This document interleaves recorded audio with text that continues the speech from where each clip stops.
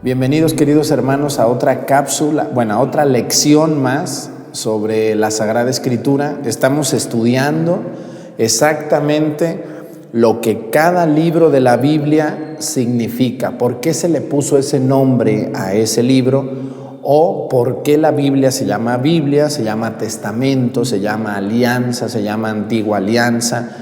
¿Por qué se le dice revelación? ¿Por qué se le dice Biblia? Vamos a analizar esto. Es muy importante que tengan su Biblia con ustedes para estas lecciones que estamos llevando para introducir el estudio de la Sagrada Escritura. Que tengamos una Biblia con nosotros, autorizada como católica, eso es muy importante. Y también que tengamos con nosotros muchísimas ganas de aprender. Soy el señor cura José Arturo López Cornejo y les invito a que no se pierdan ninguna de estas lecciones que les van a servir muchísimo, muchísimo para su crecimiento y formación en las Sagradas Escrituras. Vamos a comenzar. Quiero decirles que estamos llevando como base de nuestro curso bíblico popular este libro, que es el número 1 del padre Agustín Petrozelli, que es un formidable resumen de todo lo que todo católico debería de saber. A mí me da mucho gusto que nuestra querida Iglesia Católica, somos muchísimos católicos en el mundo, somos la iglesia que más feligreses tiene, y no es por suerte ni por otra cosa, sino porque es la única verdadera.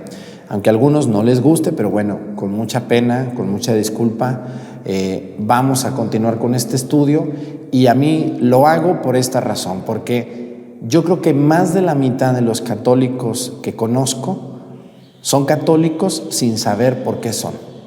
Entonces, por cualquier cosa se cambian o se confunden porque no conocen exactamente las verdades que existen en nuestra fe católica. Sean bienvenidos todos ustedes. Hoy vamos a tratar de un tema muy interesante. ¿Por qué se le llama de cierta manera a cierto libro? Es decir, los libros de la Biblia, cada uno tiene un nombre, cada uno. Y no necesariamente el nombre se lo puso quien lo escribió, ni necesariamente se le puso el nombre a quien lo hizo, o simplemente se le puso el nombre por citar a quien se los mandaba. Vamos a ver las 3 razones que existen para que un libro de la Biblia lleve ese nombre. Vamos a analizar, antes que nada, decir que la Biblia, que son 73 libros, ya vimos que si separamos Esdras y Nehemías del Antiguo Testamento nos arroja 73 libros, 46 del Antiguo Testamento y 27 del Nuevo Testamento. Dice así: algunos libros llevan el nombre del autor. Por ejemplo, el Evangelio de San Mateo o de San Lucas llevan el nombre de ellos porque ellos fueron los que lo escribieron junto con sus discípulos, pero ellos son los autores, ¿no? Evangelio según San Mateo, Evangelio según San Juan, Evangelio según San Marcos. Es decir, algunos libros llevan el nombre del autor, como puede ser Isaías, Jeremías, Oseas, Abdías, Habacuc, son nombres de personas y nombres de un libro que al parecer ellos lo escribieron. Ellos aparecen ahí, entonces se supone que ellos lo hicieron. No tenemos la certeza de todo. Yo no estoy dando un curso profundo, esto es una clase sencilla para gente que tiene muchísimas ganas de aprender sobre la Biblia y se pregunta, ¿por qué este libro se llama así? Bueno, muchas veces, o de la mayoría de los libros, no tenemos la certeza del nombre del autor, porque no es lo importante quién lo hizo, sino que nosotros sabemos que ese libro está inspirado por el Espíritu Santo, que utilizó a un hombre para escribir ese libro que nosotros nos llega a través de las Sagradas Escrituras. Muy bien. Número 2. Hay libros que se les pone el nombre de los destinatarios. Por ejemplo, las cartas de San Pablo. Primera carta a los tesalonicenses, segunda carta a los tesalonicenses, primera y segunda a los corintios, ¿no? Carta a los colosenses. Por ejemplo, carta a Timoteo. Timoteo es el destinatario de la carta, pero no es el que la escribe. También la carta a Tito. Entonces, aquí se le pone el nombre del destinatario. ¿A quién se le escribió ese documento y se le pone el nombre a ese libro por el destino que lleva. Y número 3, por el contenido. Hay libros que tienen un contenido muy propio, como es el libro de los Reyes. Si ustedes van y leen el primero y segundo libro de los Reyes, van a encontrarse con que está narrada la historia de todos los reyes de Israel, desde Saúl, David, luego viene Salomón, Roboam, Jeroboam, Abud, Abías, todos los reyes que tuvo Israel, que no recuerdo todos, discúlpenme, pero allí está narrada la historia de ellos, las buenas y las malas. No crean que eran tan santos los reyes, eran reyes, no eran santos. Entonces, sin embargo, ese libro se le pone así por el contenido que tiene. Pero vamos a analizar algo más. ¿De dónde viene la palabra Biblia? A ver, yo agarro mi Biblia y me fijo que el título dice la Biblia. ¿De dónde sacaron el término Biblia? ¿Qué significa esto? Bueno, la palabra Biblia viene de un pueblito llamado Biblos, donde se hacía el papel papiro, el papel sobre el que se escribía.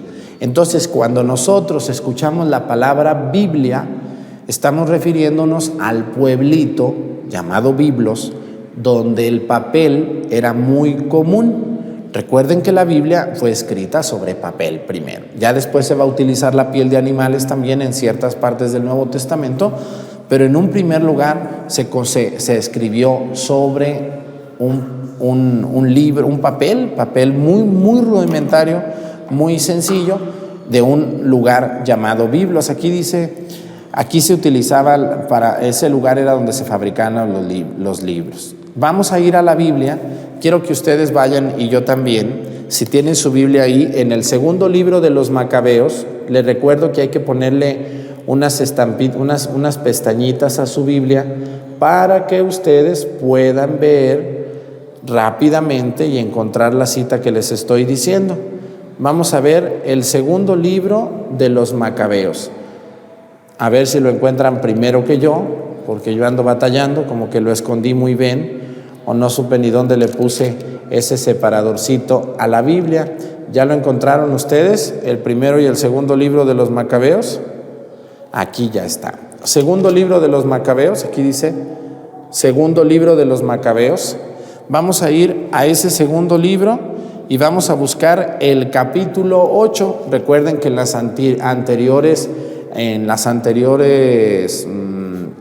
lecciones ya habíamos visto cómo encontrar el capítulo. En la parte de arriba hay que buscar el 8. Ya lo encontramos. Dice aquí, segunda de Macabeos 8:23. Vamos a ver qué nos dice esta cita sobre el nombre de la Biblia. Dice así, 8:23. Vamos a buscar el versículo chiquito aquí. Vamos a subrayarlo para que no se nos vaya a perder. Dice 23. Ahí donde puse ese círculo morado, ahí está, dice.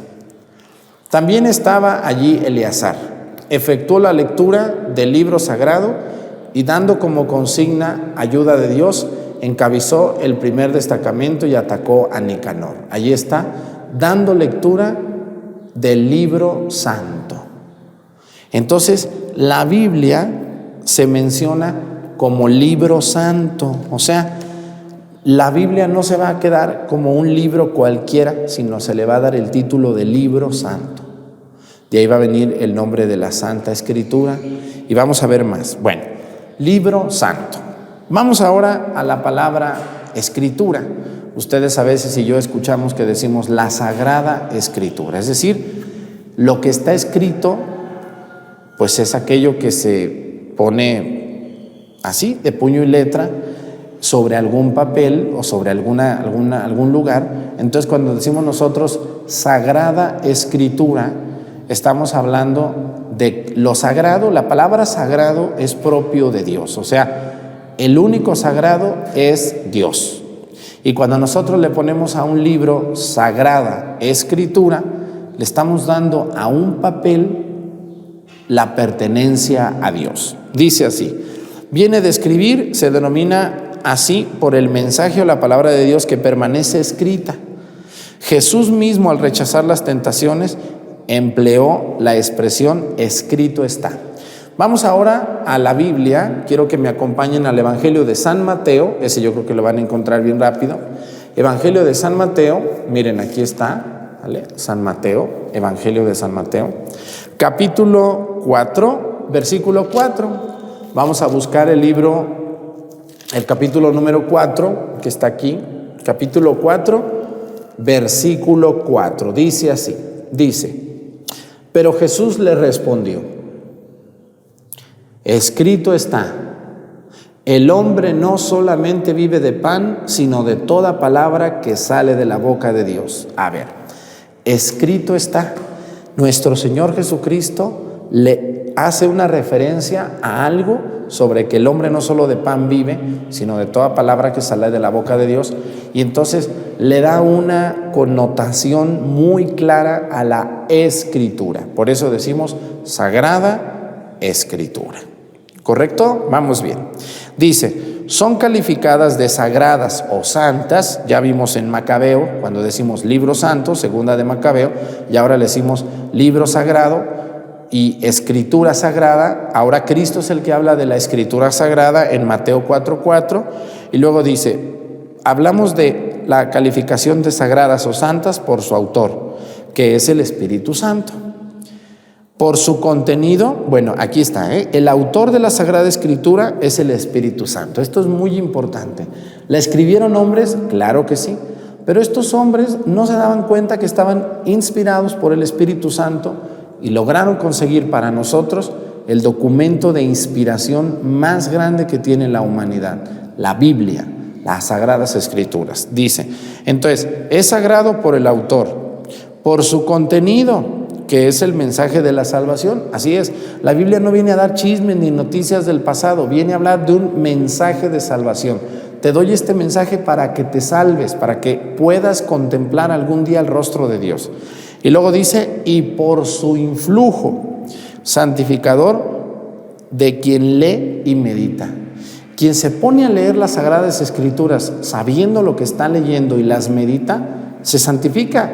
¿A poco no muchos de ustedes con este estudio que estamos haciendo de la Biblia no se está santificando? Poco a poco, entre más disfrutas entender la Sagrada Escritura, más te gusta, más lo entiendes y más te santificas. Por eso la Escritura. Bueno, podemos leer muchas citas que están aquí sobre las Sagradas Letras, muchísimas más. Vamos a ver otro término muy importante del testamento. Ustedes han oído, y si vamos a la Biblia y buscamos en las primeras páginas de la Biblia, antes de que empiece propiamente la Biblia, vamos a encontrar con esta palabra, ¿no? Que dice Antiguo Testamento. Testamento. Y si vamos nosotros, poquito antes del Evangelio de San Mateo, vamos a encontrar con que está una hoja donde dice Nuevo, otra vez, Testamento. A ver, si yo les pregunto a ustedes, ¿de qué sirve un testamento? Bueno, un testamento es la voluntad de una persona para que se lleve a cabo sobre sus bienes. Por eso cuando decimos Antiguo Testamento, Nuevo Testamento, estamos hablando de la voluntad de Dios en nuestras vidas. Pero vamos a ver qué nos dice el Padre y qué nos dice este librito que está muy bueno. Dice, el tercer nombre que se da a la Biblia es el de testamento. Vamos a ver la segunda carta a los Corintios. Agarren su libro, agarren su Biblia, por favor. Me van a buscar en el Nuevo Testamento la segunda carta a los Corintios. Aquí está, segunda carta a los Corintios. Vamos a buscar esta cita. Capítulo 3, versículo 14. Capítulo 3, ya lo encontramos, capítulo 3, busquen aquí arriba, capítulo 3, versículo 14. A ver, vamos a señalarlo con el plumón moradito. Capítulo 14. Dice, aquí está. 3:14. Con todos los israelitas se volvieron ciegos. El mismo velo les oculta el sentido de la antigua alianza hasta el día de hoy y no descubren que con Cristo ya no tiene valor. Por más que lean a Moisés, el velo cubre su entendimiento hasta hoy. Pero el que se vuelva al Señor se le quita el velo. Ahí está. Con todos los israelitas se volvieron ciegos. El mismo velo les oculta el sentido de la antigua alianza. Alianza o testamento, es lo mismo, aparece ahí.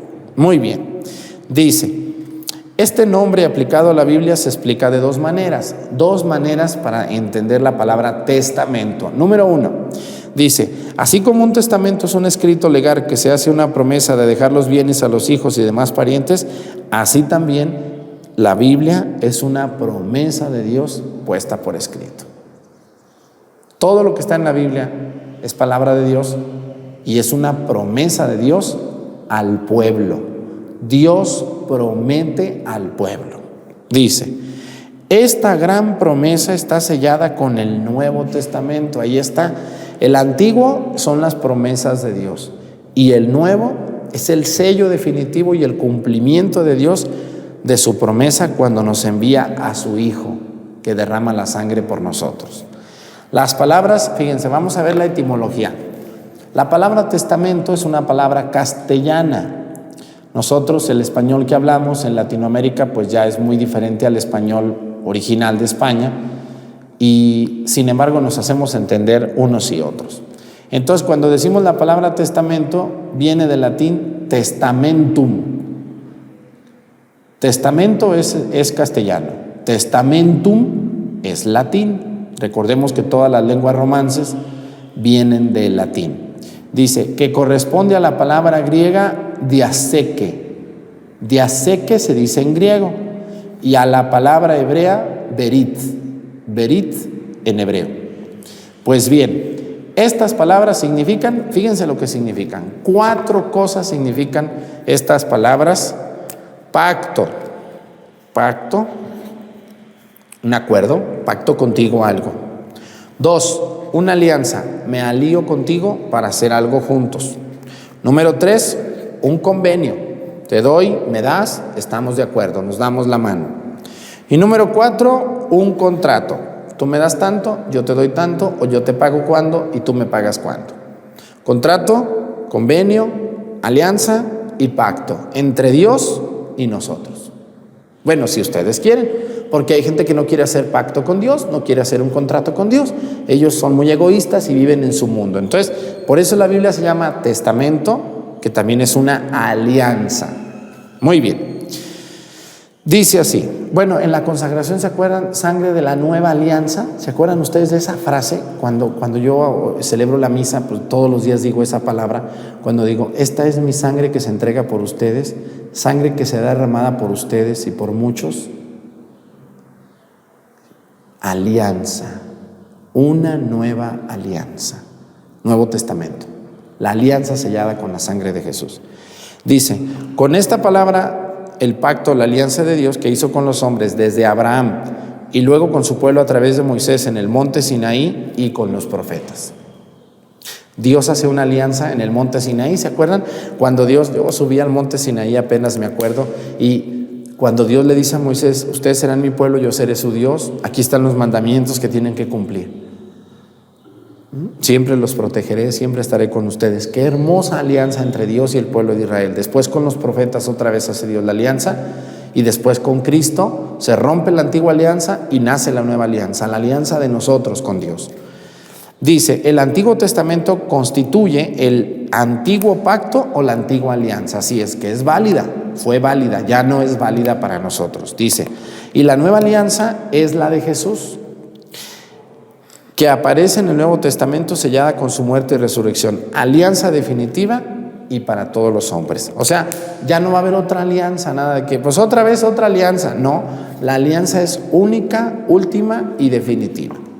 Bueno, pues me dio muchísimo gusto haber estado con ustedes hablando sobre los nombres que se le ponen a cada libro.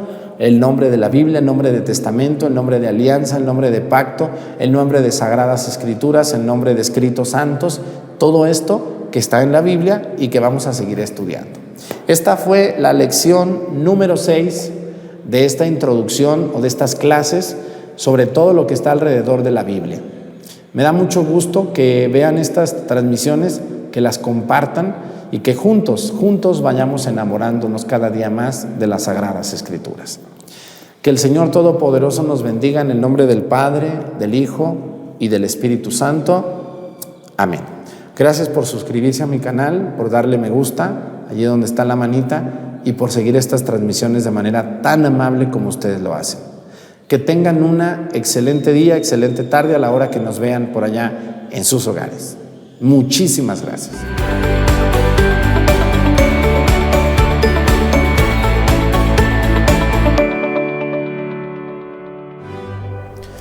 Muy buen día tengan todos ustedes, queridos hermanos. Un saludote hasta donde quiera que sigan estas lecciones sobre la Biblia, sobre lo que es la Biblia, sobre lo que nos enseña. En esta, que es la lección número 7, vamos a hablar sobre el autor o los autores de la Biblia, que tenemos como autor principal a Dios. Sean bienvenidos todos ustedes, lección número 7. Les invito a que todos comiencen las lecciones desde la número 1 para que vayan entendiendo, y también es muy importante que tengan su Biblia con ustedes, alguna Biblia católica, de traducción católica. Yo utilizo la Biblia latinoamericana. Ustedes verán cuál Biblia tienen en su casa que sea una traducción católica. Ya llegaremos a la lección donde hablaremos cuáles son las Biblias católicas, pero ahorita estamos viendo el autor de la Biblia. Muy bien, estoy tomando como base este libro que es el número 1 del curso bíblico popular del padre Agustín Petrocelli, un muy sencillo curso, pero muy introductivo, muy bueno. Les va a servir muchísimo para entender el entorno de la Biblia, ¿no? ¿Qué pasa con la Biblia? ¿Por qué la gente la lee? ¿Qué sucede? Bueno, lo primero que tenemos que tener es claro la inspiración y los géneros literarios que existen en la Biblia. La Biblia, aunque nosotros la vemos como un libro común y corriente, con páginas, con letras, con palabras, con capítulos, versículos, bueno, pues no es cualquier libro. Ya hemos hablado en otras lecciones de que la Biblia es un conjunto de libros, es decir, como una enciclopedia. Bastantes libros pegados uno con otro, con otro, con otro, con otro. Esto nos da como resultado lo que llamamos Biblia. Pero si me preguntaran, padre, ¿quién escribió la Biblia? Bueno, podemos decir, la respuesta primera y fundamental es, el autor de la Biblia es el Espíritu Santo. Así nos dice. ¿Quién escribió la Biblia? El Espíritu Santo inspiró a hombres que redactaron la Sagrada Escritura sin saberlo. Es decir, esto es muy importante. Cuando un autor escribe un libro, bueno, pues ese autor se presenta, en su mayoría, también hay libros anónimos, pero se presenta, dice quién es, dónde ha estudiado, qué hace, qué no hace, qué carreras tiene. Cuando nosotros vamos a la Biblia, es muy raro, por ahí hay como 1 o 2 libros de toda la Biblia, donde se dice exactamente santo y seña del autor. Casi siempre el autor no le interesaba salir a relucir o aparentar serlo, porque sin saber, la persona que hizo este libro o que lo escribe estaba inspirado por Dios cuando lo escribe, y entonces lo menos importante del libro es quién fue el instrumento que Dios utilizó para darnos a conocer la Biblia. Por lo tanto, hablamos de que todos los libros, así se dice, fueron inspirados por el Espíritu Santo, por el influjo y la asistencia de Él. Eso es lo que la Biblia tiene a Dios como autor mismo. Por lo tanto, cuando ustedes les digan, ¿quién es el autor de la Biblia? Dios mismo, que el Espíritu Santo inspiró a los hombres. Y ahora vamos a hablar aquí de que Dios se sirvió de algunos hombres para redactar la Sagrada Escritura. Estos hombres son llamados los autores secundarios. Autores secundarios. Entonces es muy interesante e importante que sepan ustedes que la Biblia tiene como autor principal y único a Dios. Pero Dios, a través del influjo del Espíritu Santo, se sirvió de los autores secundarios, es decir, inspiró a Mateo, a Marcos, a Lucas, a Juan, a San Pablo, a Moisés y a muchos otros autores, de algunos incluso desconocemos el nombre, porque muchas personas quisiéramos saber quién es el autor de cada uno de los libros. Bueno, la respuesta es, Señor, de algunos libros sabemos exactamente quién fue el autor secundario, ¿no? El evangelista Mateo, por ejemplo. No es el autor principal, porque el autor principal es Dios, pero de la mayoría, yo creo que de un 80%, no sabemos exactamente quién fue el autor secundario. Es decir, Dios se sirvió de secretarios, de hombres que son autores secundarios para darnos a conocer el mensaje de salvación. Padre, pero yo quisiera que me dijera exactamente. Pues yo también quisiera. ¿Tú crees que yo no quisiera saber quién escribió un libro y otro y otro y otro? Pero no aparece, porque lo más importante de la Biblia es no quién es el autor secundario, sino el autor principal, que es Dios. Dice, algo así hizo Dios, dice, cuando quiso contarnos sus secretos. Nos fue escribiendo sus cartas, donde expresa su amor por los hombres, y lo hizo sirviéndose de unos escribanos a lo largo del tiempo, los cuales escribieron según su manera de ser, los conocimientos de su tiempo, sus capacidades y su manera de escribir. Así es. A ver, aunque Dios inspiró a los autores secundarios, eso no quiere decir que en algunos lugares de los mismos escritos el autor secundario no pusiera detalles del pueblo, algunos modismos de decir alguna cosa, algunos términos extraños porque eran propios del lenguaje o de la época. Ya ven que ustedes los idiomas se van adaptando, se van cambiando, van agregando palabras, van terminando otras, ingresan otras nuevas, se va mezclando, y sobre todo en esos tiempos en los que el hebreo, el griego y el latín son los idiomas fundamentales de la civilización de entonces. Hablando del Nuevo Testamento, todo el Antiguo Testamento está escrito en hebreo originalmente, y algunas partecitas de arameo y algún libro en griego por ahí, el libro de la sabiduría, pero todos los demás hebreo. Igualmente, cuando hablamos del Nuevo Testamento vamos a encontrar el griego koiné, pero esa es otra lección. Lo que debemos de analizar aquí es que Dios nos habla a través de un autor secundario. Los autores secundarios son todos los que redactaron la Biblia de puño y letra para que llegaran hasta nuestras manos, los primeros que escribieron. Una cosa es el autor y otra cosa son los copistas. Hubo muchos copistas. Muy bien, dice así. Podemos decir entonces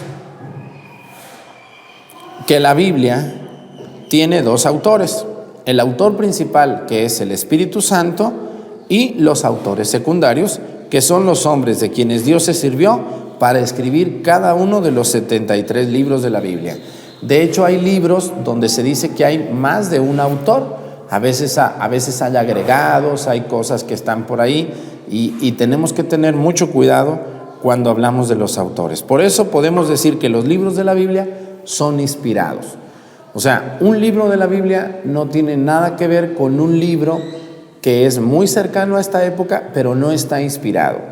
Los libros que siguieron después o anexos a la Sagrada Escritura en el siglo I, hablando del Nuevo Testamento, algunos de ellos van a entrar dentro de la sagrada tradición de la Iglesia, que es otra fuente de inspiración para la Iglesia, para saber qué hacer donde la Biblia no dice qué hacer. La Biblia responde muchas interrogantes, pero no todas. Hay cosas que en la Biblia no están y que sin embargo se tienen que dar a conocer y que sucedían en las primeras comunidades. Todo eso está en muchísimos libros que no están en la Biblia, como por ejemplo me acuerdo de alguno de las cartas de San Hipólito, de las cartas de San Alejandro, de las cartas de San Clemente, de las cartas de San Atanasio, de Tertuliano, de la Didaché, de muchísimos autores de esos mismos tiempos, pero que no están inspirados, porque la Iglesia, cuando estudió para hacer el canon qué libros estaban inspirados y no, pues se basó en muchas cosas. Ya llegaremos a ese tema, que también es muy interesante. Bueno, dice: La acción que el Espíritu Santo ejerció sobre los sagrados autores son los siguientes, es triple. De 3 maneras el Espíritu Santo influyó en los autores secundarios de la Biblia. ¿Sabemos que la Biblia es escrita por Dios? Sí, pero hubo manos de hombres que son llamados autores secundarios. Estos autores secundarios tuvieron 3 inspiraciones. Número 1, les iluminó el entendimiento para que comprendieran lo que Dios quería decirnos. O sea, no solamente los dejó que pusieran o que plasmaran su situación personal o lo que ellos creían, no. Les ilumina el entendimiento. Vas a escribir esto, el influjo de Dios. Número 2, les movió la voluntad para que quisieran escribir todo y solo lo que Dios quería decirnos especialmente. A ver, Dios les mueve la voluntad para que escriban todo y solo lo que Dios quería decirnos, no más de eso. Y los cuidó para que no se equivocaran. O sea, Dios los guió y les dijo, por aquí sí, por aquí no. Los cuidó. Vamos a lo que sigue, dice. Vamos a ver hay personas que dicen, bueno, ¿y dónde dice eso en la Biblia, todo eso que está diciendo? ¿Tienen su Biblia a la mano? Vamos a corroborar con citas. Quiero que me busquen la carta a Timoteo. San Pablo le escribe a Timoteo, su discípulo más querido, más cercano a él, le va a escribir 2 cartas, no nomás una, Lo quería mucho San Pablo a Timoteo. Y le va a escribir en la segunda carta de Timoteo, en el capítulo número 3 de la segunda carta, 3:16, por favor acompáñenme. ¿Ya la encontraron? Capítulo 3, versículo 16, ¿sale? Aquí está, capítulo 3, versículo 16. Dice así, toda escritura está inspirada por Dios y es útil para enseñar, rebatir, corregir y guiar en el bien. No para pelearse, ¿vale?, sino para corregir. Los hermanos separados a veces les gusta atacar, criticar las costumbres, las tradiciones de la Iglesia Católica, pero no siempre tienen la razón. Con la Biblia quieren y solamente estudian algunas citas, pero no la leen completa. La Biblia no se lee solo por citas, tiene que ser en un contexto normal. Dice, toda escritura está inspirada por Dios y es para enseñar. Número 1, para enseñar, no para pelearse. Número 2, para rebatir, ¿no? Se puede rebatir, claro, vamos platicando con la Biblia. Número 3, corregir. Corrige ese error en el que estás, aunque tú te enojes. Y guiar para el bien. Sobre todo me gusta la última palabra, que es guiar a las personas. La palabra de Dios nos guía. Así que San Pablo le dice a Timoteo eso, pero también es muy importante que vayamos a la carta de San Pedro, a ver si pueden ir ahí mismo. Enseguidita de esto van a encontrar ustedes la primera y segunda carta de Pedro. Van a encontrarlas ahí enseguidita, unas hojitas más. Y quiero que vayan a la segunda carta de Pedro. Ya saben ustedes, los que han seguido todas las lecciones, yo creo que ya están tomando familiaridad para encontrar las cartas, ¿no? Aquí la tengo, la segunda carta de Pedro, segunda carta. Vamos a ir al capítulo número 1, luego ahí empezando, 1, versículo 21. A ver, vamos a subrayar, 1:21, ¿dónde está? 1:21, aquí está, es el último versículo del capítulo 1. Es el último versículo porque no tiene versículo 2. Vamos a ver qué dice el versículo, ¿ya lo encontraron? Capítulo 1, versículo 21 de la segunda carta de San Pedro en el Nuevo Testamento. Casi al final de la Biblia, miren, ya nos quedan unas poquitas hojas. Dice así, pues ninguna profecía ha venido por iniciativa humana, ninguna, sino que los hombres de Dios han hablado movidos por el Espíritu Santo. ¡Bravo! Muy bien, San Pedro, qué bueno que puso esto, dice. Ninguna profecía ha venido por iniciativa humana, sino que los hombres de Dios han hablado movidos por el Espíritu Santo. Cuando nosotros vamos a la Sagrada Escritura, todo lo que está aquí es movido por el Espíritu Santo. No es una escritura humana, aunque hubo manos humanas, sin embargo la inspiración que tienen las Sagradas Escrituras le viene del Espíritu Santo. ¿Quieren otra cita o con esas tienen? A ver, vamos por otra cita. Bueno, el Concilio Vaticano dice así. Dice, la Iglesia reconoce que todos los libros de la Biblia, con todas sus partes, son sagrados y canónicos. ¿Qué quiere decir canónicos? Quiere decir regla. Son la regla. En cuanto que son escritos por el Espíritu Santo, por inspiración del Espíritu Santo, tienen a Dios como autor y como tales han sido confiados a la Iglesia. Dei Verbum 3, Concilio Vaticano II. Han sido confiados a la Iglesia. Les voy a platicar un secreto, a ver si no se me enojan por aquí los hermanos separados. La Iglesia Católica fue la que recibió, de hecho, los autores secundarios del Nuevo Testamento, todos son apóstoles o sucesores de los apóstoles. Vean los 4 evangelistas, tenemos a Mateo, que era discípulo y apóstol de Jesús. Tenemos a San Juan, que era apóstol y discípulo de Jesús. Marcos es discípulo de San Pedro y Lucas es discípulo de San Pablo. Luego tenemos las cartas de San Pablo, apóstol de Jesucristo. Tenemos las cartas de San Juan, apóstol de Jesucristo. Tenemos las cartas de San Pedro, sucesor, el primer papa que tenemos. Tenemos la carta de San Judas como autor, apóstol, y tenemos el Apocalipsis como autor, San Juan Evangelista. ¿Quiénes son todos estos? Son santos de la Iglesia Católica. Entonces, ¿qué pasó con los hermanos separados? Pues dijeron, ya está la Biblia, pues dénmela. Entonces agarran la Biblia y la usan como propia.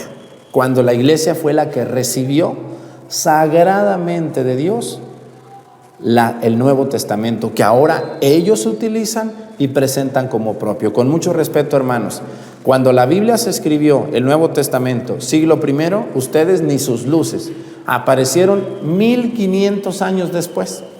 No creo que Dios se haya esperado tanto tiempo para darle a conocer al mundo su salvación. Ustedes aparecieron 1500 años después, no tienen ni 500 años la secta cristiana más antigua que exista. La única iglesia que estaba desde el principio es nuestra Iglesia Católica. Les guste o no les guste, ahí está. ¿Correcto? Nomás que hay que estudiar con profundidad, no hay que ser apasionados ni tercos ni cerrados, porque se cierran y que hay que abrirse, hay que estudiar con las Sagradas Escrituras en la mano. Hay que ver todo esto que estamos analizando y verán que la verdad no está ahí, sino que la verdad está en la Iglesia, que yo no soy la Iglesia. La Iglesia somos todos nosotros los católicos. Me dio mucho gusto haber hablado de los autores secundarios, y vamos a continuar muy pronto con nuestra lección número 8. Les dejo este tema que es autor de la Biblia Dios, autores secundarios los hombres. Hasta la próxima y que el Señor Todopoderoso nos bendiga en el nombre del Padre y del Hijo y del Espíritu Santo. Amén. Muchísimas gracias.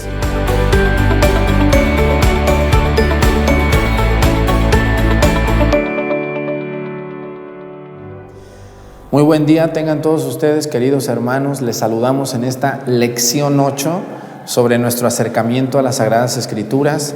¿Quién la escribió? ¿Cómo la escribió? ¿Por qué la escribió? Todas esas respuestas las vamos dándolas a conocer.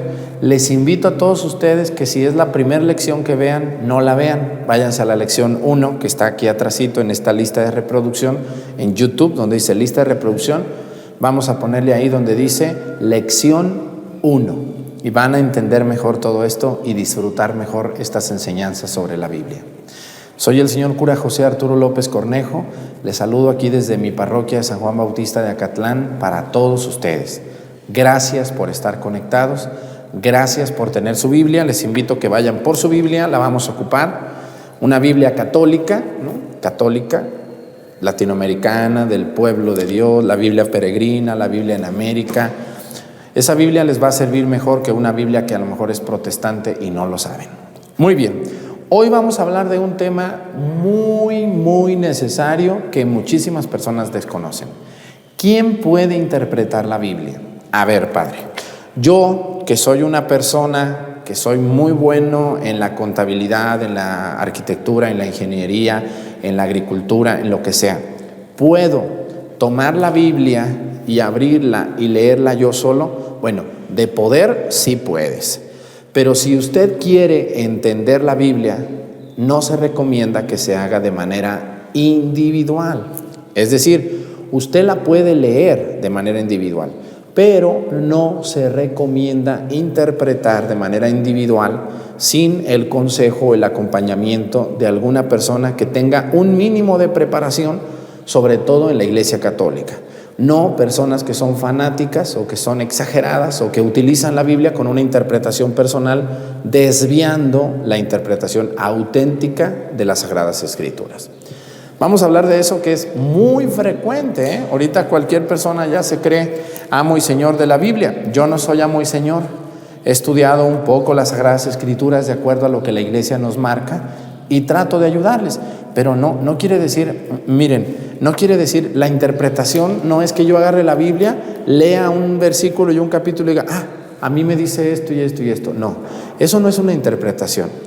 O es una interpretación personal que no tiene validez más que para ti, y que no debemos de contaminar a otros con esas interpretaciones que algunas veces, no siempre, pueden estar desviadas o vacías o ser muy fanatizadas esas interpretaciones. ¿Qué debemos de hacer, pues, Padre? Debemos de recurrir a alguien dentro de nuestra Iglesia Católica que nos interprete las Sagradas Escrituras, como puede ser un sacerdote, un laico preparado en esto, una religiosa, un obispo o alguien. Incluso entre ustedes los laicos hay personas bien preparadas en el camino de Dios. Entonces es muy importante saber quién me explica la Biblia. Bueno, ¿y ustedes por qué se adjudican eso? Bueno, porque Dios le entregó las Sagradas Escrituras a la Iglesia Católica, cosa que ustedes, los hermanos separados que me están viendo, la agarraron, se la adjudicaron cuando ustedes ni siquiera estaban ahí. No tienen más de 500 años, hermanos. Con mucho respeto, vamos a analizar la Biblia con verdad, aunque duela eso que les digo, es verdad. Y ojalá no se enojen, pero es verdad. Hay que decir las cosas con sinceridad. Muy bien, vamos a hablar de lo siguiente. Dice, Dios habla en la Biblia por medio de hombres, con un lenguaje humano. Bueno, estamos tomando como base el curso bíblico popular del padre Agustín Petrocelli, que es un muy buen librito, sencillo. Si lo pueden conseguir, es Editorial Progreso, les va a servir muchísimo para este curso que estamos haciendo. Dice, Dios habla de la Biblia por medio de los hombres, un lenguaje humano. Dios quiso hablarnos a través de nuestras palabras para que lo entendamos mejor. Claro que Dios pudo no habernos hablado, pero Él quiso hacerlo a través de los autores secundarios que escribieron la Biblia, para que nosotros podamos entender mejor su mensaje. Es decir, dice, el mensaje de Dios es escrito con mentalidad y cultura de cada tiempo y de cada lugar. Este lenguaje de un país y un tiempo tan antiguo es lejano a nosotros y exige una preparación adecuada de su pleno entendimiento. A ver, aquí esto es muy importante. El lenguaje que se utiliza en algunos libros del Antiguo y del Nuevo Testamento es un lenguaje muy arcaico. ¿Qué quiere decir eso? Muy antiguo, muy propio de ciertas comunidades hebreas, sobre todo de Israel, que es una cultura muy diferente a la cultura latinoamericana, donde la mayoría de los que me están viendo vivimos.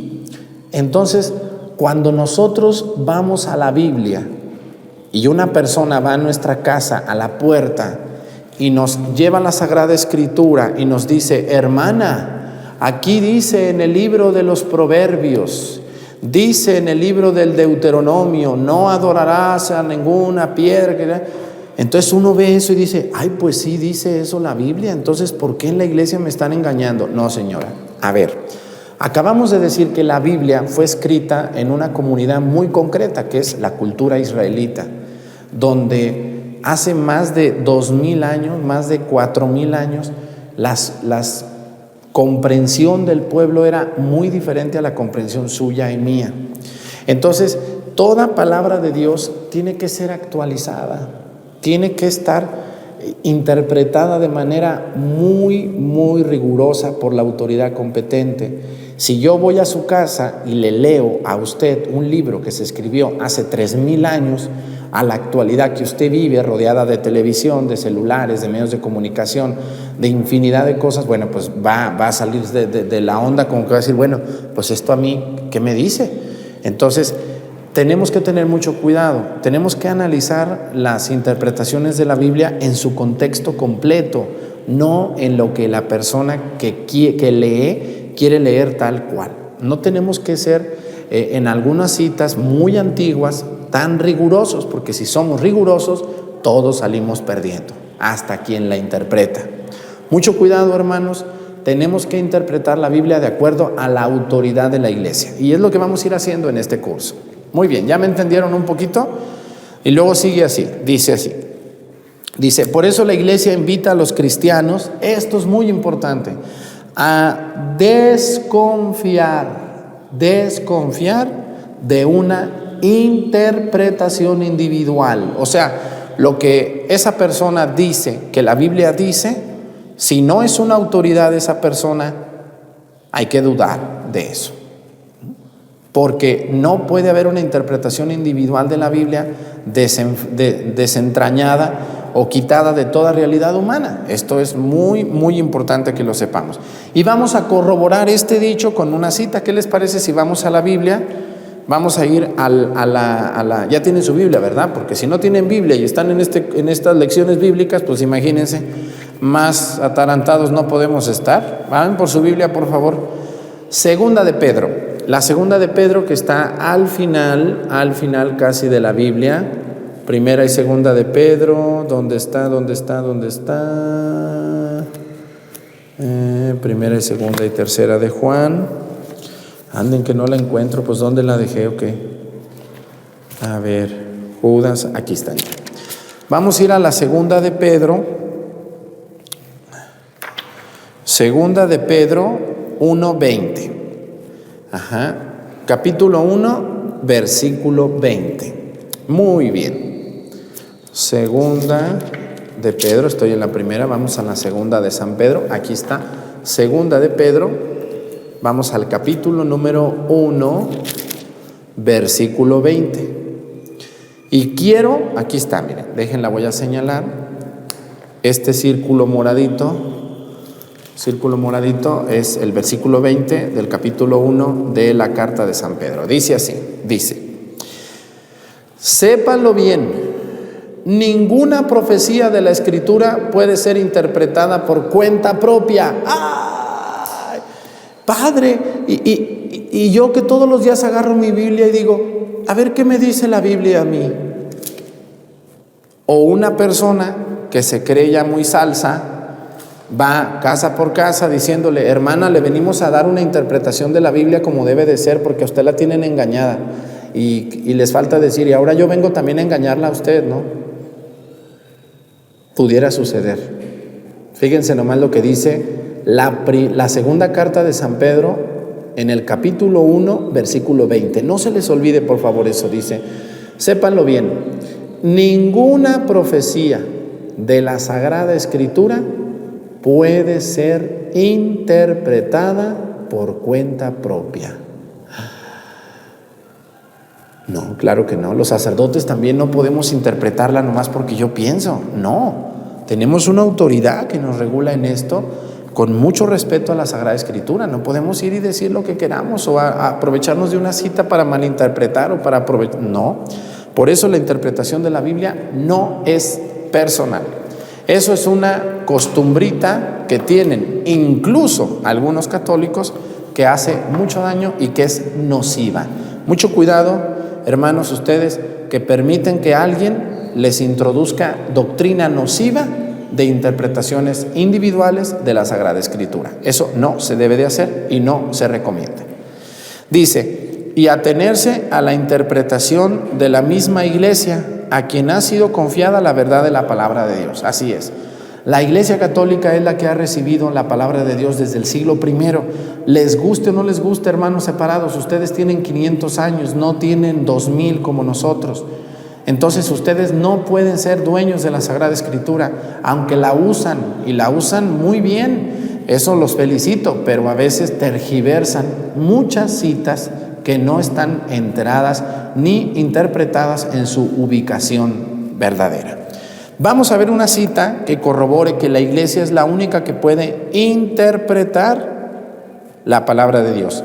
Mateo 16, vamos al Evangelio de San Mateo. Esta cita ya me la sé de memoria. Y yo creo que también ustedes, dice Mateo, vamos al Evangelio de San Mateo 16, el primer libro del Nuevo Testamento, Mateo. Vamos al capítulo 16, recuerden que lo deben de buscar en la esquinita de su Biblia. Dice Mateo 16, 18, 19. Capítulo 16 y vamos a ir al versículo 18 y 19. Aquí tenemos el capítulo 16, versículo 18. Dice así: y ahora yo te digo, tú eres Pedro, o sea, piedra, y sobre esta piedra edificaré mi iglesia. Y esta cita, yo no sé cómo hay personas que se cambian de religión viendo esta cita. Edificaré mi iglesia, y los poderes de la muerte jamás le podrán vencer. Yo te daré las llaves del reino de los cielos, y lo que ates en la tierra quedará atado en el cielo, y lo que desates en la tierra quedará desatado en el cielo. O sea, te doy la autoridad, Pedro. ¿Quién es el Papa Francisco, actualmente nuestro Papa? Es el sucesor de Pedro. Es el sucesor de Pedro, y la interpretación tiene que venir de ahí por las llaves que Jesús le entregó a Pedro y a sus sucesores. Muy importante esto. Muy bien. Vamos a ver, dice, la mayor parte de los autores que escribieron el Antiguo Testamento son desconocidos. ¿Sabían ustedes eso? No es algo que digan, ay, yo quisiera saber quién escribió el libro del Cantar de los Cantares. Yo también quisiera saber, señora, si usted se da cuenta antes que yo, por favor me manda a decir, porque yo le he buscado y no hay quien tenga la certeza del autor de ese libro, o de la sabiduría, o del libro del profeta Habacuc, o del libro del Éxodo Levítico. Aunque se dice que fue Moisés, hay algunas dudas en algunas partes de estos libros, ¿no? Pero eso no tiene que afectarnos, hermanos. Lo importante no es quién lo escribió con manos humanas, sino que Dios nos lo mandó. Dice, la mayoría de los autores que escribieron el Antiguo Testamento son desconocidos, cosa muy comprensible dada que antiguamente, especialmente entre los pueblos orientales, no tenían el sentido de propiedad que tenemos hoy. Así es, hoy hay derechos de autor, tenemos todos los libros con autores donde se presentan, te dicen quiénes son, pero en la cultura oriental no existía eso de tener en mí o la pertenencia o adueñarme de una escritura mía o presentarlo como mío. Dice, nosotros componemos una poesía, un libro, y lo primero que aparece es el autor. Así es. En cambio, los antepasados no. Los escritos, más que el individuo, pertenecían a la comunidad y no ponían por lo general su firma. Así es. Por esa razón que los escritos son orientales, no podemos nosotros conocer exactamente el autor. En algunos se hacen algunas interpretaciones, aseveraciones, se cree que fue fulano, pero no se sabe con certeza todos los autores. Muy bien. Vamos a hablar, esto queda aquí. ¿Quién puede interpretar la Biblia? Hemos terminado nuestra lección número 8. ¿Quién puede interpretar la Biblia? Si no han visto las otras lecciones, váyanse por favor a la número 1 y comiencen con su Biblia en mano y con orden este fabuloso curso de lecciones sobre la Biblia. Gracias y nos vemos muy pronto aquí en su canal Padre Arturo Cornejo. Gracias por suscribirse, gracias por darle me gusta, me alegran el corazón y hacen que me anime para seguir hablando con claridad y con respeto sobre las Sagradas Escrituras. Hasta la próxima, que el Señor Todopoderoso nos bendiga en el nombre del Padre, y del Hijo y del Espíritu Santo.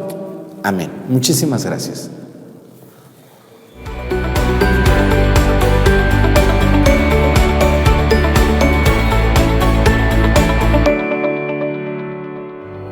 Buen día tengan todos ustedes, un saludo hasta donde quiera que se encuentren. Soy el señor cura José Arturo López Cornejo y les saludo aquí desde mi parroquia y también desde este estudio que tenemos para transmitir a todos ustedes este curso bíblico que estamos haciendo con ustedes. Bueno, no es el curso es otra cosa.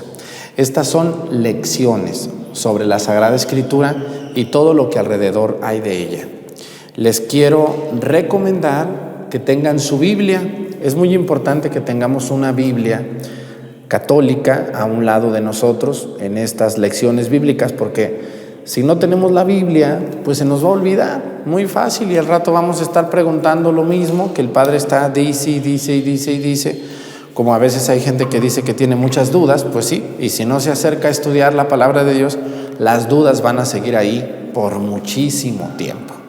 Así que quiero saludarles a todos y decirles que estas lecciones, estamos en la lección número 9, esta es la lección 9, y vamos a hablar sobre las consecuencias de decir que la Biblia está inspirada. A ver, cuando nosotros decimos la Sagrada Escritura está inspirada, estamos hablando de inspiración por Dios. Dios es el que inspiró a los autores secundarios, que son los hombres que escribieron todo el Antiguo y el Nuevo Testamento para que llegara a nuestras manos como lo tenemos hoy en día. Así que cuando nosotros aseguramos, como ya vimos las citas bíblicas, no sé si ustedes vieron la lección 8, allí vimos la cita de San Mateo y la cita de la segunda de Pedro, donde se nos asegura que la Biblia está inspirada por Dios, porque Dios es el autor de la Biblia totalmente. Los autores secundarios son los escribanos, son los que Dios utilizó para escribir la Biblia. Muy bien, cuando decimos que las consecuencias de la inspiración, la primera es que tenemos que decir que es una revelación. Y cuando decimos revelación estamos diciendo que se nos da a conocer algo que no conocíamos. Y cuando decimos que el que se revela es Dios, pues imagínense, la palabra de Dios, la Biblia, que está presente en nuestros corazones, es aquello que se nos revela por parte de Dios. Y dice así: la primera es la revelación, es decir, que Dios se abre, que Dios se revela, se manifiesta a cuantos abren la Biblia y leen con fe. Así es, una persona puede abrir la Biblia y leerla esperando encontrar en ella todo menos la revelación de Dios, y simplemente pues nunca va a encontrar a Dios. Se tiene que leer con fe. Por eso decimos que cuando hablamos de que la Biblia está inspirada, la primera característica es que tenemos que entender que Dios se nos revela, se nos da a conocer a través de palabras humanas en las Sagradas Escrituras. Número 2, otro efecto que tiene la Biblia es la unidad de toda la Biblia. Así es, a ver, aunque la Biblia, nosotros vemos esta Biblia que está aquí, pues parece un libro de principio y fin, hecho y elaborado por el mismo autor o por un solo autor. Tenemos que tener claro, como lo hemos dicho, que la Biblia tiene tantos libros como autores. De hecho, hay varios libros que se le adjudican a un solo autor, o hay un libro que se le adjudican a varios autores juntos. Por lo tanto, tenemos que decir que la Biblia es un libro que lo escribe un solo autor, que es Dios, a través de escribas secundarios, que son los autores humanos de esos libros, para que nosotros los entendamos. Pero que sin embargo la Biblia es un solo libro que aglomera muchos libros en ella. Y dice así: por diversos autores sagrados, fue escrita en un tiempo largo, es producto de la sabiduría de Dios, un solo autor que quiere revelar al hombre un mensaje central, el misterio de Cristo preparado en el pueblo de Israel y manifestado en Jesús. Todo el Antiguo Testamento tiene una sola finalidad, que es Dios que se revela a través del pueblo de Israel para preparar el camino para la venida de su propio Hijo, nuestro Señor Jesucristo. Pero también tenemos que entender que Esta revelación tiene su cumplimiento en la venida de Cristo y en Jesucristo presentado como Hijo de Dios. ¿Ya me van entendiendo o más o menos me van entendiendo? Bueno, otra cosa muy importante que debemos de saber es que la Biblia es una sola, aunque son libros muy distintos uno al otro, forman un todo que es llamado Biblia. La otra cosa que debemos de saber de la Biblia es que la Biblia es un sacramento, sacramentalidad, es decir, por la cual Dios nos da su gracia. Es decir, ofrece al hombre oportunidad de encontrarse con Dios y con Cristo. No hay manera más eficiente que encontrarse con Dios en un primer momento, que es a través de la lectura respetuosa y con fe de los sagrados libros o de la Sagrada Escritura. Y por último, la última característica que encontramos a partir de la inspiración, es decir, que la Biblia está inspirado, es la inerrancia de la Biblia, es decir, sin error, ausencia de error. Pero hay que tener mucho cuidado. A ver, vamos a hablar de ausencia de error en cuanto a las revelaciones de Dios. O sea, Dios no está jugando, no dice una cosa en la Biblia y otra cosa en otro lugar. No. Toda revelación privada que exista en el mundo en contra de alguna revelación bíblica es equivocada y está errónea. Por lo tanto, cuando la Iglesia nos dice que la Biblia no tiene error, no se refiere a que no tenga por ahí algunos errores, humanamente hablando, o que no son creíbles, pero el error no se refiere a lo narrado, sino que se refiere a la revelación propia que sirve para salvarnos. Allí no puede ni hay error en ningún libro de la Sagrada Escritura. Padre, ¿y qué pasa cuando una revelación o una verdad está puesta en el Antiguo Testamento y en el Nuevo está de otra manera? ¿A quién le hacemos caso? ¿Al libro del Nuevo Testamento o al del Antiguo?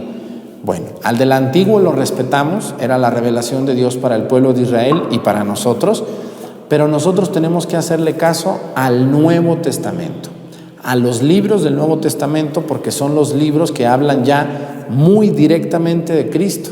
El Antiguo Testamento es la preparación a Cristo, pero prevalece el Nuevo, porque el Nuevo ya es la revelación misma de Cristo.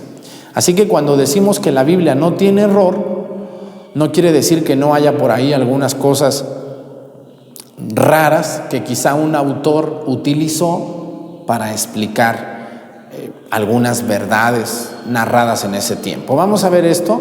Es muy importante estas dos verdades que tenemos que tener en cuenta. Dice, siendo la Biblia inspirada por Dios, toda doctrina es palabra de Dios y en ella no puede haber error o falsedad. Que entre la Biblia y las ciencias naturales no puede haber oposición porque tienen al mismo Dios como autor y creador. Es decir, la ciencia y la Biblia, aunque a lo mejor haya alguna diferencia, no pueden estar contradiciéndose porque tienen al mismo autor, que es Dios mismo. Nota, dice, en la Biblia hay aparentes contradicciones entre algunos datos bíblicos y lo que nos dice la ciencia. Así es, miren, hay algunos datos muy curiosos en la Biblia que ustedes y yo pudiéramos decir, bueno, padre, la Biblia dice esto, pero la ciencia ha demostrado que eso no puede ser verdad o que no pudo haber sido así tal cual como está en la Biblia. Así es, no por eso nos vamos a pelear. Les voy a poner algunos ejemplos de las verdades que nos dice la Biblia, pero de que a lo mejor si vamos a la ciencia vamos a chocar.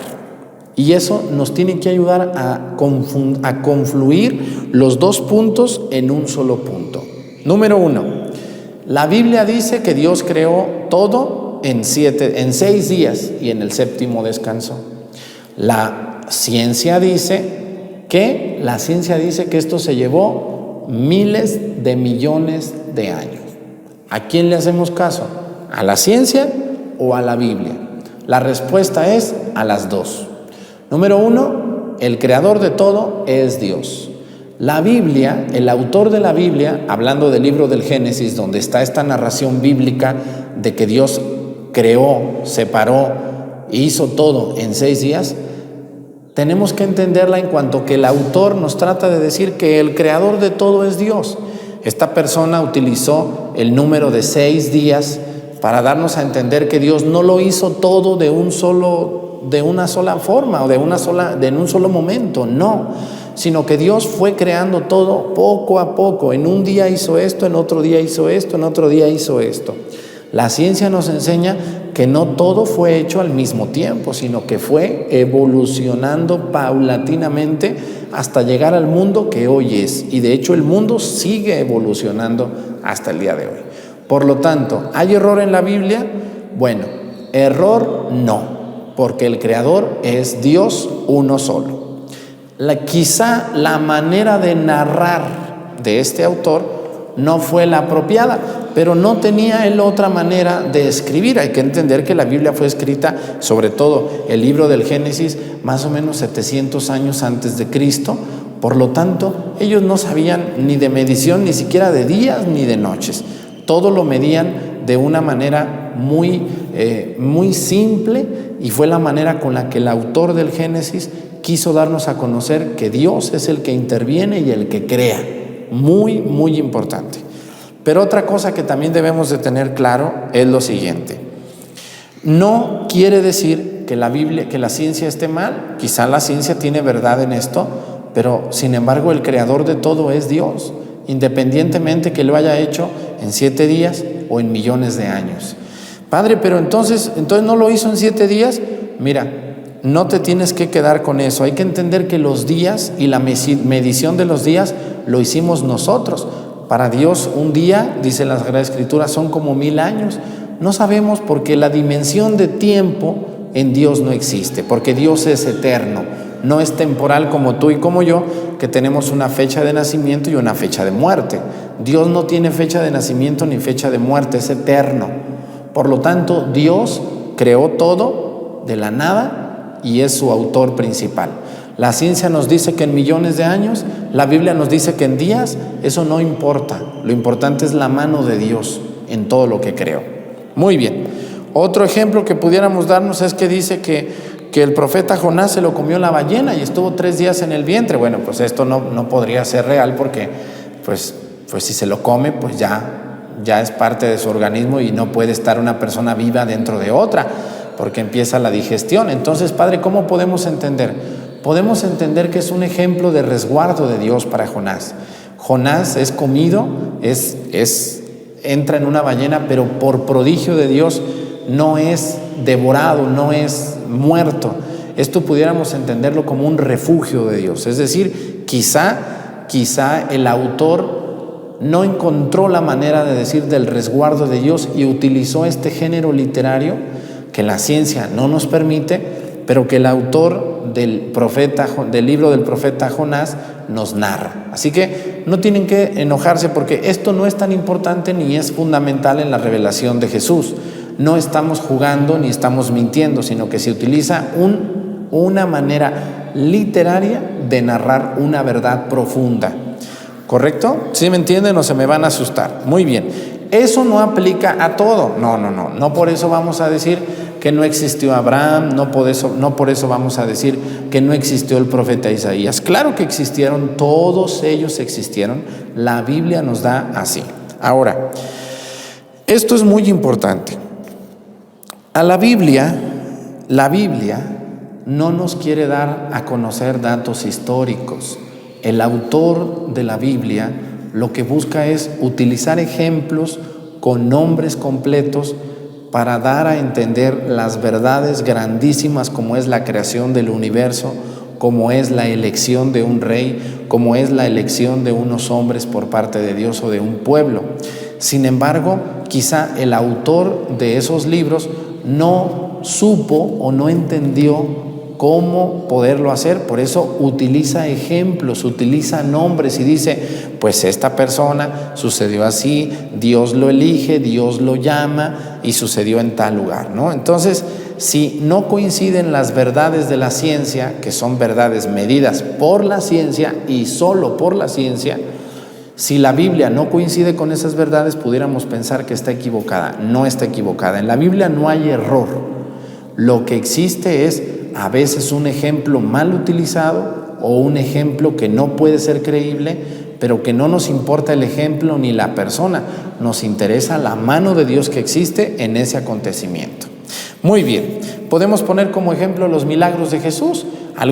Los científicos dirán que eso no es verdad, pero sin embargo, ¿dónde queda todo el testimonio de las personas que allí estuvieron y que dan fe de que eso sucedió?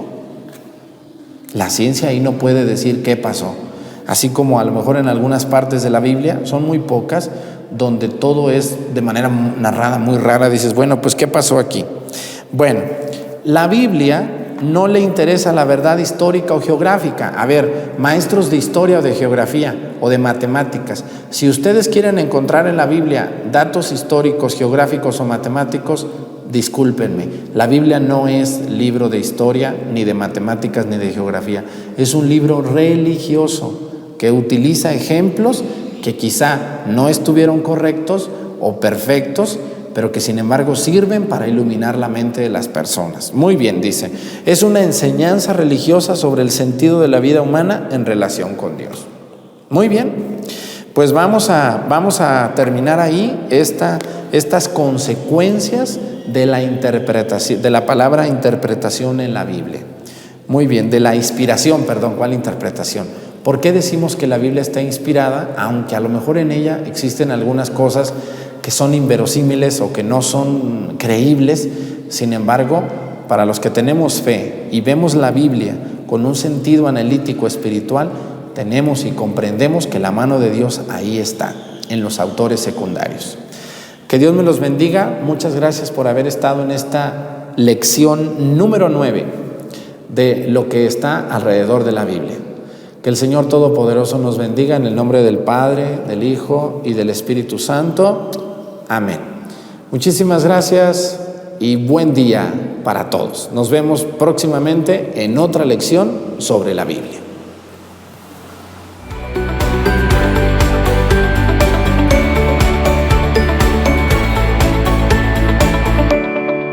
Muy buen día tengan todos ustedes, queridos hermanos, bienvenidos a esta nueva lección sobre lo que está alrededor de la Biblia. Estamos tomando como base este libro del curso popular bíblico del padre Agustín Petroncelli, así se llama el padre, y está muy bueno este librito, me está sirviendo mucho para poderles ayudar también a ustedes. Todas estas cositas que yo les digo, pues yo también las aprendí en mis clases en el seminario y ahora pues las estoy volviendo a estudiar, gracias a Dios y gracias a ustedes.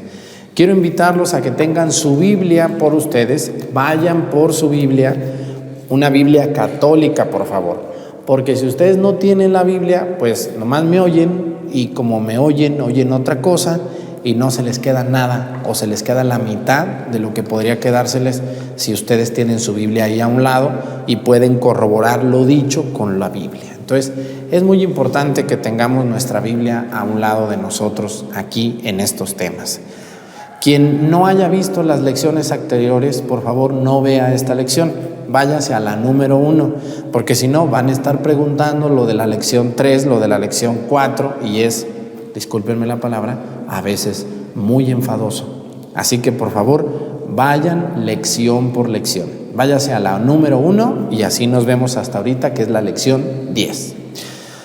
Vamos a hablar en esta lección de los géneros literarios. ¿Qué es eso? Bueno, hay muchos géneros, o sea, maneras de redactar o de decir alguna cosa. Por ejemplo, no es lo mismo decir una prosa que decir un verso, son diferentes, pero los dos son poemas, ¿no? Entonces, así nosotros nos sucede,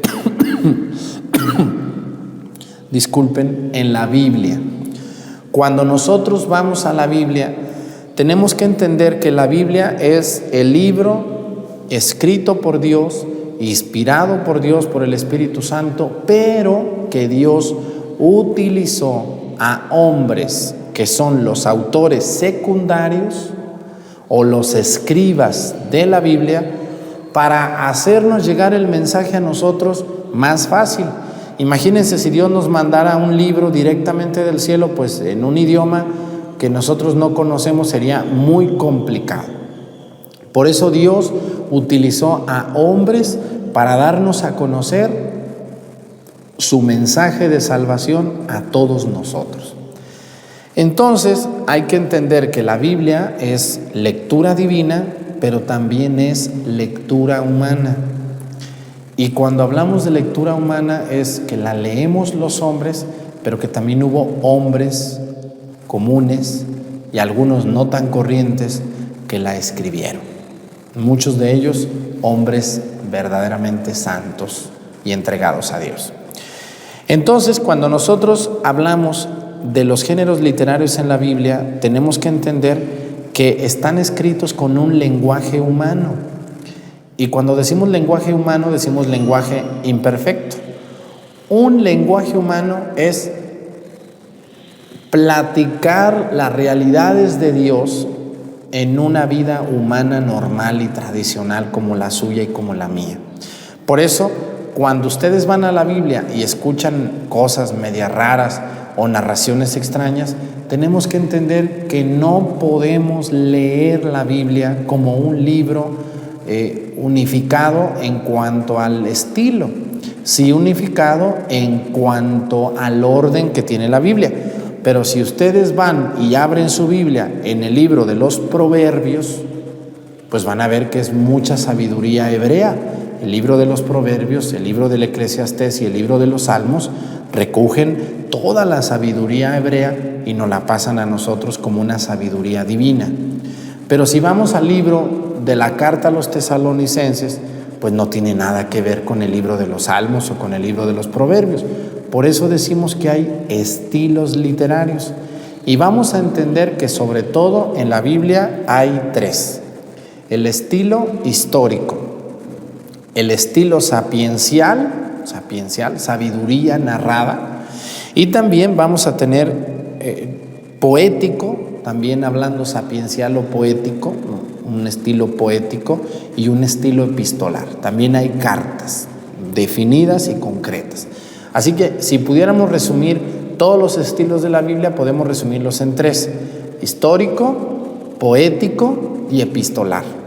Hay muchas otras maneras de escribir, pero principalmente esos tres existen en la Biblia.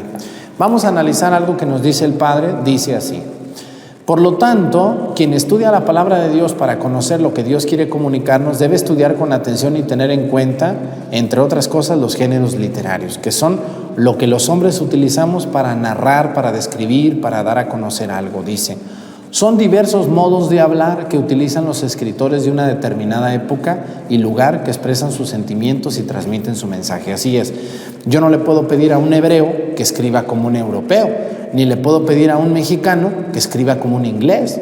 Son totalmente culturas distintas que no podemos escribir de la misma manera. Es hasta en las películas. Ustedes vean las películas de Hollywood, las películas europeas, las películas asiáticas o mexicanas, todas son diferentes, con lenguaje distinto, porque los orígenes son muy, muy distintos y las realidades humanas de cada uno también lo son. Dice así: es decir, que los escritores bíblicos de origen oriental, esto es muy importante, todos los libros de la Biblia se escribieron en el Oriente. A lo mejor por ahí se cree algunos en Europa, sobre todo en Roma, pero la mayoría de los libros, sobre todo de todo el Antiguo Testamento, fueron escritos en el Oriente Medio, donde está Israel. Dice: usaban para expresar una verdad inspirada las maneras, las frases, los modismos, las imágenes propias de su tiempo y de su época. Por ejemplo, para ustedes vayan al Nuevo Testamento, algo que todos ustedes conocen. ¿Qué ejemplos utiliza Cristo? Jesús habla de las uvas, del lagar, de la vid, habla del pan, habla del aceite, pone como ejemplo el desierto. ¿Por qué? Porque es el ambiente donde Jesús crece y vive y se desarrolla. Jesús no habla del maíz ni del frijol, no habla, por ejemplo, de las milpas, no utiliza nombres de animales que no son propios de ese lugar. ¿Por qué? Pues porque Jesús está en un ambiente totalmente hebreo, de Israel, donde Jesús está y vive toda su vida, entre Israel y Egipto. Entonces, cada autor de cada libro, que es un autor secundario, aunque recibe el mensaje de Dios, le va a agregar lo que él vive, donde él está, lo que él ve. Por ejemplo, Jesús utiliza mucho la imagen del pastor, de las ovejas, de los machos cabríos, del rebaño, de la ovejita. ¿Por qué? Porque todo mundo en Israel o son agricultores en ese tiempo, de uvas, de trigo, de vides, o son, aparte de agricultores, son pastores de chivos. Si se fijan ustedes, no habla mucho de un caballo, no, habla de un camello, habla de chivos, de ovejas, y eso es lo que nos da a entender a nosotros que los estilos literarios propios del autor es lo que se va a plasmar ahí, ¿correcto? Muy bien, dice así, la narración de la creación. Vamos a analizar, a ver,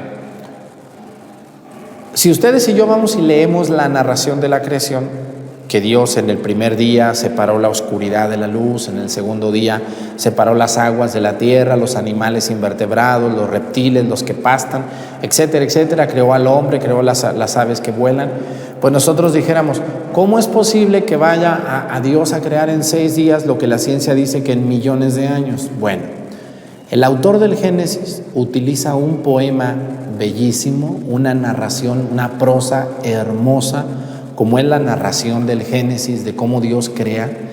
Y lo que nos trata de decir el autor, y sobre todo Dios, es que el autor de la creación y de la humanidad es Dios, es Dios.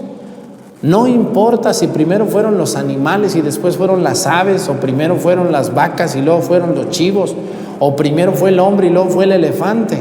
No es lo que le importa al autor de la Biblia, ni tampoco le importa eso a cualquier otra persona. Lo que Dios quiere decirnos a través de la narración del Génesis es que Él es el autor de todo lo que existe y sobre todo de la vida tuya y mía. Independientemente de Adán y Eva, independientemente de Caín y Abel, independientemente de los chivos, de las vacas, de los reptiles, lo más importante es que Dios creó todo. Y el género literario que utiliza el autor del Génesis, pues es un poema, una prosa muy hermosa, un poema que nos da la razón poco a poco de cómo Dios intervino en el mundo para crearlo primero y después para ordenarlo como lo tenemos hoy. Muy bien, y Dios ha permitido que la humanidad y lo que creó Él siga evolucionando y siga cambiando, tan es así que hoy en día el mundo sigue cambiando y sigue evolucionando. ¿Ya me entendieron? Dice así, ahí les va. Y esto es muy importante lo que nos dice el Padre, dice, quien tome al pie de la letra con una mentalidad trivial, o sea, livianita, y común y corriente este relato del Génesis, sin duda iría por falsos caminos de interpretación y distorsionarían el mensaje de Dios. Así es. Tenemos que entender que la Biblia tiene géneros literarios para que nosotros descubramos la verdad en ese género narrado. Padre, ¿y entonces no existió Adán y Eva? Claro que existió. Tú no puedes decir que no existe porque eso es faltarle a las verdades que la Biblia nos narra. ¿Dónde existió? ¿Cómo existió? ¿Cuándo nació? Más o menos. No. Esas preguntas no me las hagas porque no había registro civil en ese tiempo. No te puedo decir exactamente ni cuánto medían, ni cuánto pesaban, no, porque no era importante. Lo importante de la narración del Génesis no es las medidas o los tamaños de Adán y Eva, sino que existieron y que Dios los mandó a este mundo y que son nuestros padres, nuestros primeros padres, Adán y Eva. ¿Correcto? Dice así. Algo parecido hay que advertir de los números utilizados en la Biblia. Así es. Para el hebreo, todos los números tienen significado. No es como para nosotros. Para nosotros los números simplemente nos sirven para significar algo o para separar o para decir 7, 3, 4, 5, 3, 2, 1, etc. Pero para el hebreo no. El hebreo, los nombres tienen significado. Por eso ustedes van a escuchar en la Biblia, por ejemplo, ¿se acuerdan de esta frase de Cristo cuando dice hasta 70 veces 7? Pues un latino, como ustedes y como yo, multiplicamos 70 por 7 y nos da ¿cuánto? ¿490? ¿Estoy en lo correcto? ¿O cuánto nos da? 70 por 7. Creo que sí, 490.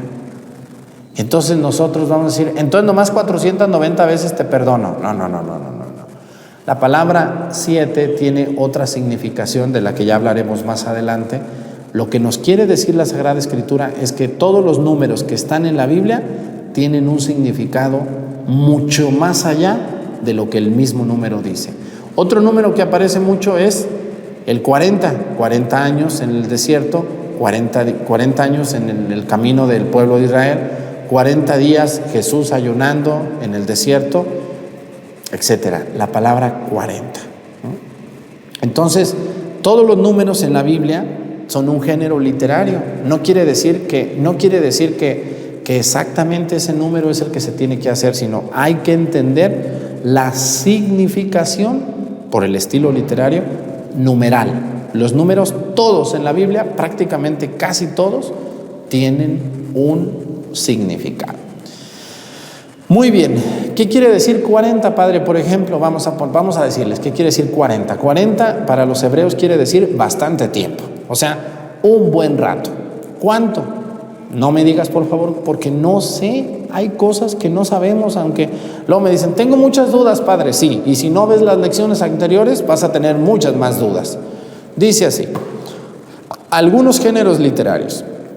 Uno de los géneros literarios más utilizados en la Biblia es el midrash en hebreo, que consiste en ir haciendo una reflexión religiosa acerca de los hechos de la historia del pueblo para sacar de ellos una lección y enseñanza de santidad. Así es, a ver, un estilo literario de la Biblia es el midrash, es casi el histórico. Se podría decir así: yo te cuento una historia de mi pueblo, el pueblo que fue explotado en Egipto, te platico esta historia, cómo nos explotaban, cómo no nos daban de comer, te narro la historia verídica que existió, y después de narrarte la historia, te explico cómo la mano de Dios interviene y cómo se saca una lección de esta vida. Y lo va a hacer Jesús. ¿Se acuerdan ustedes, por ejemplo, cuando dice Jesús: había una vez un hombre que iba de camino de Jericó a Jerusalén y a medio camino lo asaltaron? Entonces por ahí pasó un sacerdote, pasó un levita y pasó un samaritano. Y nomás el samaritano se detuvo. Entonces es una narración de un hecho que después Jesús lo explica. Ese es el midrash. Es un estilo muy utilizado en toda la Biblia. Dice, por ejemplo, los libros de Tobías, de Jonás, de Ruth, de Judith. Estos libros que son llamados biográficos porque hablan de la historia de Tobías, de Ruth, de Judith o de Esther. Estos libros que parecen la vida de una persona son eso, son midrash, es decir, son explicaciones de cómo Dios interviene en la vida de una persona, y de ahí podemos sacar nosotros una enseñanza para nuestra propia vida. Dice, otro género literario importante es el apocalíptico, así es, en donde se usan muchos símbolos, imágenes, sueños, para poder contar las cosas de manera que las entiendan solo los indicados. Aquí está. El Apocalipsis, ¿quieren no entender nada? Váyanse al Apocalipsis y léanse un capítulo y van a ver cómo terminan. Van a decir, bueno, ¿y esto por qué me dice que un animal de 2 cabezas con ojos de vaca en todo su cuerpo y con 3 pezuñas? Y bueno, pues esto, ¿qué quiere decir? Bueno, Señor, usted quizá, o yo incluso, no estamos familiarizados con esos lenguajes. Por eso el estilo apocalíptico es la interpretación de algo a partir de sueños, de revelaciones, de imágenes que nos narran a nosotros lo que ese autor quería decirle a ciertas personas, no a todos. Por eso no podemos estudiar el estilo apocalíptico que está en el libro de Daniel en el Antiguo Testamento, en el libro de Ezequiel, y también está en todo el libro del Apocalipsis, así llamado, en el Nuevo Testamento. Así que es muy importante, dice, es el género literario más difícil de comprender, el apocalíptico, dice. En esto son clásicos los libros de Daniel, de Apocalipsis, escrito por San Juan, y parte de Ezequiel. Entonces, pero hay otros ejemplos de estilos literarios, es decir, hay muchísimos estilos literarios en la Biblia. Tenemos que tener mucho cuidado de no caer en el error de querer leer igualmente una carta de San Pablo que el libro del Deuteronomio. No podemos, porque aparte de su origen, su tiempo, sus circunstancias, sus autores, nos vamos a encontrar con el problema del estilo literario. Por último, los estilos literarios, algunos les voy a decir, el género histórico están los libros de Samuel, de Reyes, de Crónicas, los Evangelios. También el género poético, vamos a encontrar el Cantar de los Cantares, Job, Salmos, Proverbios. Es un estilo poético que nos narran hermosamente algo, que nos quieren enseñar otra verdad. Y también el género epistolar, las cartas de los apóstoles, las de San Pablo, las de San Juan, las de San Pedro, la de Judas, la de Hebreos, todas esas son estilo epistolar. Bueno, ya me entendieron ustedes los géneros literarios, un poquito, espero que estén bien, que no queden asustados y que no se preocupen, porque Dios nos habla también a través de los géneros literarios que utilizaron esos autores. Me dio muchísimo gusto haber estado con ustedes en estas transmisiones de las lecciones alrededor de la Biblia. Muchas gracias por darle me gusta, por suscribirse a mi canal y por seguir aprendiendo junto con un servidor los maravillosos tesoros que la Biblia tiene para ti y para tu familia, si tú lo permites. Que el Señor Todopoderoso nos bendiga, en el nombre del Padre, del Hijo y del Espíritu Santo. Amén. Nos vemos muy pronto en otra lección sobre las Sagradas Escrituras. Muchísimas gracias.